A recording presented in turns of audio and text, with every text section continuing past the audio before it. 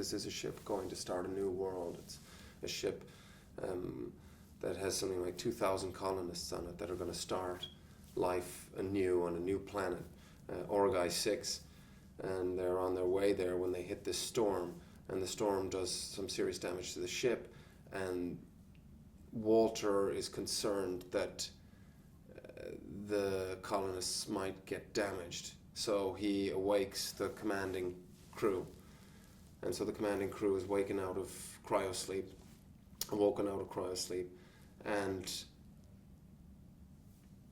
soon after they've woken up, they hear a beacon. They hear what seems to be a distress call or signal, which happens to be Shaw's distress signal, from a planet which seems to fulfill all the necessary requirements for them to start a life, i.e. air that's breathable and fresh water, foliage, and sustainability, a sustainable planet essentially. So they decide, rather than going back into cryosleep, which will take them another 6 years, I think, to arrive at their destination, they decide to take a look at this planet.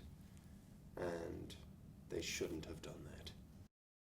The David models, I think it was the David 8 model, was designed to allow the synthetic to develop human-like qualities and characteristics, and so we very much see that in David. He has characteristics like pride and vanity, which are very human traits, and that ended up disturbing people.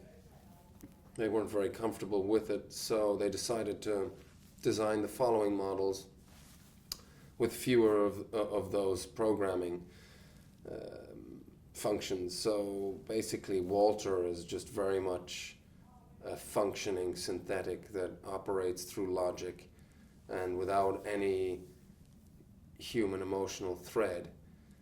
So he doesn't incorporate concepts like vanity or jealousy or gratitude. He doesn't fall in love with characters like we saw a strange relationship between Shaw and David and Prometheus. There is a bond that develops there, which is a very human one, and with it, human flaws that come with it.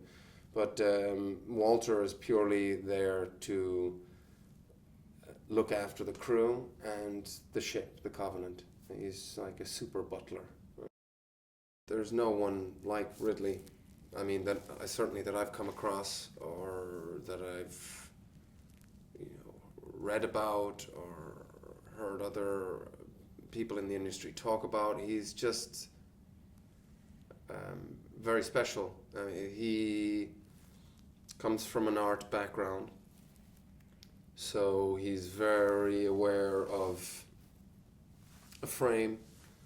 He's very specific and very knowledgeable about what should be in the frame, i.e.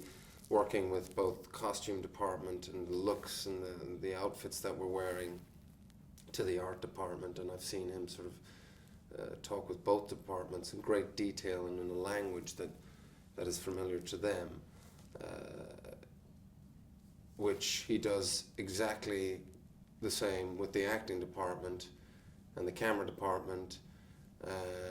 Every department, he's seen everything, and I think through making so many commercials himself, also with his company, his passion for talent in the industry and his acknowledgement of talent, again, in all departments. Ridley will always pick actors that might be in the fringes of popularity, let's say, films that are more art house, and always, again, great diversity in his cast, different ethnicities that he uses, and also just the way that he notices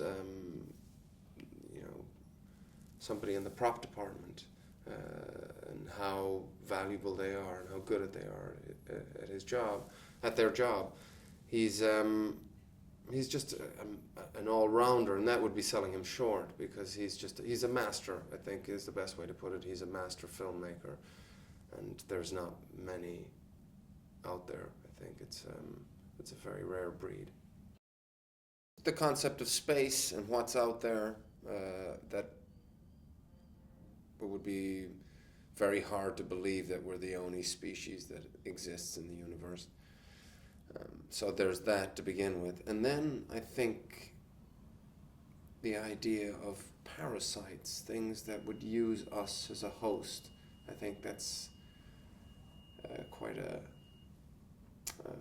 disturbing concept. And for me personally, I always remember from the first Alien film, John Hurt and the neomorph bursting out of his stomach, and that's always sort of stayed with me. And I suppose it's that idea of something growing inside of us.